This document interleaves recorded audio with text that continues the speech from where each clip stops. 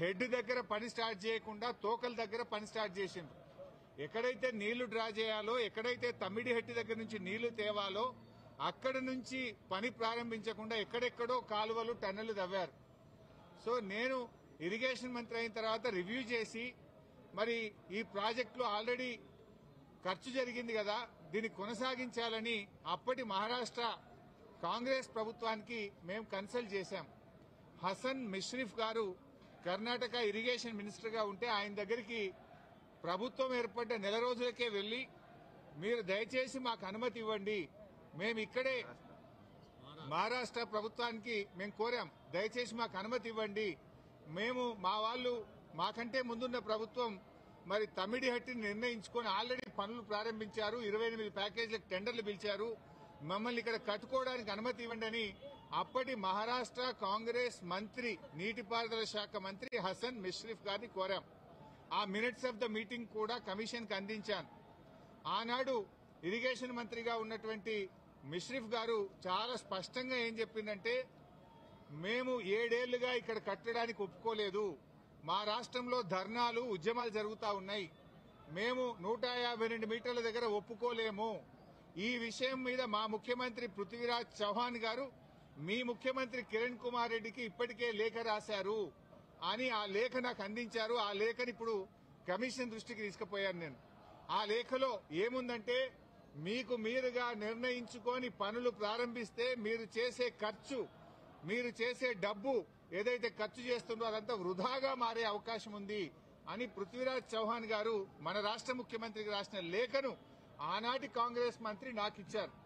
అంటే మీరు ఇట్లా పోతున్నారు, తప్పు అనే విషయం, ఆ విషయం కూడా కమిషన్ దృష్టికి తీసుకుపోయాం.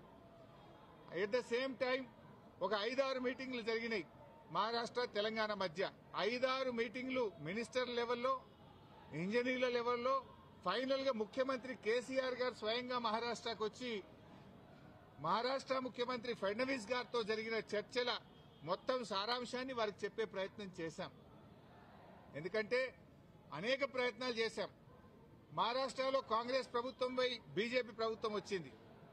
అప్పుడు గిరీష్ మహాజన్ గారు నీటిపారుదల శాఖ మంత్రిగా ఉంటే 2015 జనవరిలో నేను వెళ్లి గిరీష్ మహాజన్ గారిని కూడా మీరు ఎంత నష్టపరిహారం అడిగినా ఇస్తాము, దయచేసి మాకు ఉద్యమాల్లో నుంచి వచ్చిన ప్రభుత్వం, నీళ్ల కోసమే తెలంగాణ ఉద్యమం జరిగింది, నీళ్లే మాకు జీవాధారం, మాకు తమ్మిడి హట్టి దగ్గర అనుమతించండి అని గిరీష్ మహాజన్ గారిని కూడా కోరాం. ఆయన కూడా ససేమిరా అన్నారు. అప్పుడు మన రాష్ట్ర ముఖ్యమంత్రి కేసీఆర్ గారు స్వయంగా మహారాష్ట్రకు వచ్చి అక్కడ మహారాష్ట్ర రాజ్ భవన్ లో విద్యాసాగర్ రావు గారి గవర్నర్ గారి సమక్షంలో మహారాష్ట్ర ముఖ్యమంత్రి ఫడ్నవీస్ గారిని 17 ఫిబ్రవరి 2015 రోజు తమ్మిడి హట్టి దగ్గర బ్యారేజ్ కట్టడానికి అనుమతి ఇవ్వండి అని అనేక రకాలుగా కేసీఆర్ గారు మహారాష్ట్ర ప్రభుత్వాన్ని, మహారాష్ట్ర ముఖ్యమంత్రి గారికి విజ్ఞప్తులు చేశారు. అయినా వారు ససేమిరా అన్నారు. ఫడ్నవీస్ గారు మాట్లాడుతూ, మాకంటే ముందు 7 ఏళ్లు కాంగ్రెస్ ప్రభుత్వం ఉండే, 7 ఏళ్లు కాంగ్రెస్ ప్రభుత్వం తమ్మిడి హట్టి దగ్గర ఒప్పుకోనప్పుడు ఇవాళ నేను బీజేపీ గవర్నమెంట్, ఆ రోజు తమ్మిడి హట్టి దగ్గర కట్టొద్దని నేనే ధర్నాలు చేసినా, పోరాటాలు చేసినా, ఇవాళ నేనెట్లా ఒప్పుకుంటా, రాజకీయంగా అది ఎట్లా సాధ్యమైతుంది, ఒప్పుకునే ప్రశ్నే లేదని ఆ రోజు కరాఖండిగా మహారాష్ట్ర ముఖ్యమంత్రి గారు కేసీఆర్ గారికి చెప్పారు. అంటే 7 ఏళ్లు మహారాష్ట్రలో కాంగ్రెస్, ఢిల్లీలో కాంగ్రెస్, మన దగ్గర కాంగ్రెస్, 3 చోట్ల కాంగ్రెస్ ప్రభుత్వం ఉన్నా తమ్మిడి హట్టి దగ్గర బ్యారేజీలకు ఒప్పించడంలో, అగ్రిమెంట్ చేయడంలో, పనులు చేయడంలో ఆనాటి కాంగ్రెస్ ప్రభుత్వం పూర్తిగా ఫెయిల్ అయింది. నాటి కాంగ్రెస్ ప్రభుత్వంలో ఉత్తమ్ కుమార్ రెడ్డి, కోమటిరెడ్డి వెంకటరెడ్డి, శ్రీధర్ బాబు వీళ్లే తెలంగాణ ప్రాంతం నుంచి మంత్రులుగా ఉన్నారు. మీరు పట్టించుకోలే, 7 ఏళ్లు మీరు చేయలే. బట్ అయినా మేము అన్ని రకాలుగా ప్రయత్నం చేశాం. ఇంత మధ్యలోనే, ఈ సమయంలోనే సెంట్రల్ వాటర్ కమిషన్ తమ్మిడి హట్టి దగ్గర నీళ్లు లేవు అని 2 లేఖలు రాసింది. 2 లేఖల్లో స్పష్టంగా అక్కడ నీటి లభ్యత తక్కువ ఉంది, మీరు ప్రత్యామ్నాయం చూసుకోండి అని మనకు కేంద్ర సిడబ్ల్యూసి మనకు చెప్పడం జరిగింది. అదేవిధంగా అదే సిడబ్ల్యూసి మీరు కట్టిన రిజర్వాయర్లు తక్కువ ఉన్నాయి, రిజర్వాయర్ల సంఖ్య పెంచుకోండి అని కూడా చెప్పింది. ఇవన్నీ లెటర్లు కూడా ఈరోజు కమిషన్ కి ఇచ్చాం. సిడబ్ల్యూసి నుంచి వచ్చిన 3 లేఖలు ఈరోజు కమిషన్ కి ఇచ్చాం. అప్పుడు కూడా కేసీఆర్ గారు ఒకవైపు మహారాష్ట్ర ఒప్పుకోవడం లేదు, రెండవ వైపు నీళ్లే లేవు, ఈ పరిస్థితుల్లో ఏం చేయాలని కేంద్ర ప్రభుత్వ సంస్థ వ్యాప్కోస్ కు కేసీఆర్ గారు మరి ఏం చేయాలో ప్రత్యామ్నాయం సూచించండి అని వ్యాప్కోస్ కు మేము ఇవ్వడం జరిగింది. వ్యాప్కోస్ ఎవరో అల్లాటప్ప సంస్థ కాదు, అది సిడబ్ల్యూసీలో అంతర్భాగము, కేంద్ర జలవనరుల శాఖలో అంతర్భాగము. ఆ వ్యాప్కోస్ కి ఇస్తే వ్యాప్కోస్ లైడార్ సర్వే చేసి డీటెయిల్డ్ గా ఎగ్జామిన్ చేసి మాకు మేడిగడ్డ దగ్గర నీటి లభ్యత ఉంటది, అక్కడ ప్రాజెక్టు కట్టుకోండి అని వ్యాప్కోస్ అనే సంస్థ చెప్పింది. ఆ వివరాలు కూడా కమిషన్ కి అందించాం. సో వ్యాప్కోస్ నివేదిక మేరకు, సెంట్రల్ వాటర్ కమిషన్ సూచనల మేరకు మహారాష్ట్ర ఒప్పుకోకపోవడం వల్ల మన ఇంజనీర్ల రికమెండేషన్ మేరకు ఆనాడు రాష్ట్ర ప్రభుత్వం నీళ్లు లేని చోట నుంచి నీళ్లున్న చోటకు మేడిగడ్డ ప్రాజెక్టుకు రూపకల్పన చేశాం. మీరు ఆనాడు నీళ్లు లేని చోట ప్రాజెక్టు ఇరికిచ్చే ప్రయత్నం చేసినారు. 7 ఏళ్లలో మహారాష్ట్రాన్ని ఒప్పించలేకపోయారు. అక్కడ వైల్డ్ లైఫ్ ప్రాజెక్టు కూడా ఉంది. చాప్రాల్ అనే వైల్డ్ లైఫ్ ప్రాజెక్టు కూడా తమ్మిడిహెట్టి దగ్గర ఉంది. వైల్డ్ లైఫ్ ప్రాజెక్టుకి అనుమతి రావాలంటే 10 ఏళ్లు అవుతుంది. మరి పోరాటాల నుంచి నీళ్ల కోసం ఉద్యమించిన తెలంగాణ ప్రభుత్వం నీళ్ల కోసం మేము వ్యాప్కోస్ యొక్క ఆలోచన మేరకు, సూచనల మేరకు నీళ్లు లేని చోట మీరు ప్రాజెక్టు ప్రతిపాదిస్తే నీళ్లు ఉన్న చోటికి మార్చడం జరిగింది. ఎందుకు మార్చామనేది documents, evidences, meeting minutes, central water commission లెటర్లు, మహారాష్ట్ర ముఖ్యమంత్రి రాసిన లెటరు అన్నింటినీ కూడా కమిషన్ కు పూర్తి ఆధారాలతో సహా సమర్పించడం జరిగింది. ఎందుకు మార్చవలసి వచ్చిందో సవివరంగా చెప్పేటువంటి ప్రయత్నం మేము చేయడం జరిగింది. కాళేశ్వరం కార్పొరేషన్ కు కేబినెట్ అనుమతి ఉందా అని అడిగారు. కేబినెట్ అనుమతి ఉంది అని స్పష్టంగా వివరాలన్నీ కూడా అందించడం జరిగింది.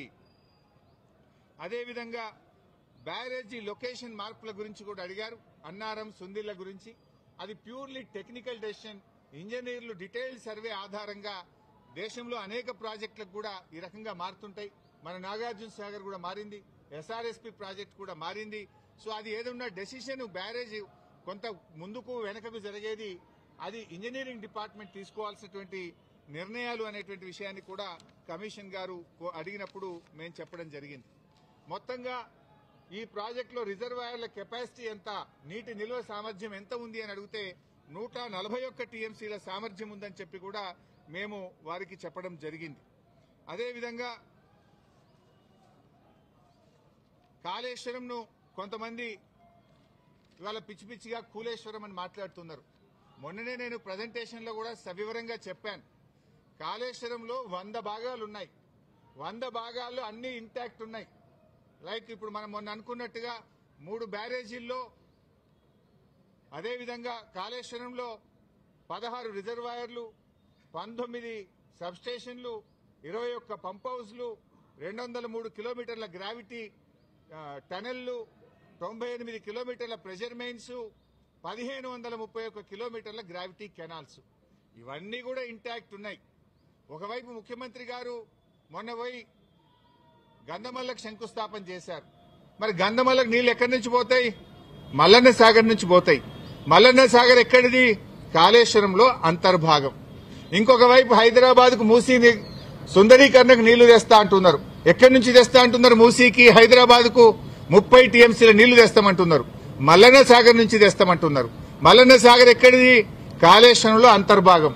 అంటే ఇంత స్పష్టంగా ఒకవైపు ప్రభుత్వమే కాళేశ్వరం మీద ఆధారపడి హైదరాబాద్ కు 30 టీఎంసీల నీళ్లు తేవడానికి టెండర్లు పిలుస్తుంది.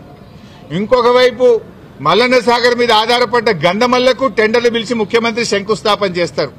ఇంకొక వైపు కాళేశ్వరం కూలింది, కుప్పగూలింది, కాళేశ్వరం లేదు అంటారు. అంటే ఇవాళ ప్రభుత్వం డొల్లతనం పూర్తిగా బయటపడ్డది. ఎప్పటికైనా కాళేశ్వరమే తెలంగాణకు లైఫ్ లైన్, జీవధార అనేది ఇవాళ ప్రజలకు స్పష్టమైంది.